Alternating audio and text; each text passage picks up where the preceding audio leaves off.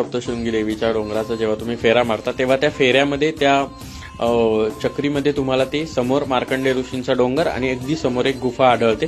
त्या गुफेमध्ये आजही साक्षात जगदंबा जाते येते आणि तशा पाऊलखुणा सापडतात. एक वेगळ्या प्रकारची पाऊलखुण असते तिथे. आतमध्ये कोणी जाण्या येण्याच्या पावलं आढळतात तिथे. आजही पावलं आढळतात.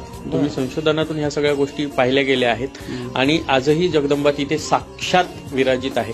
असं म्हणतात की जेवढा मोठा डोंगर आहे तेवढी मोठी साक्षात जगदंबा त्या डोंगरामध्ये वास करते.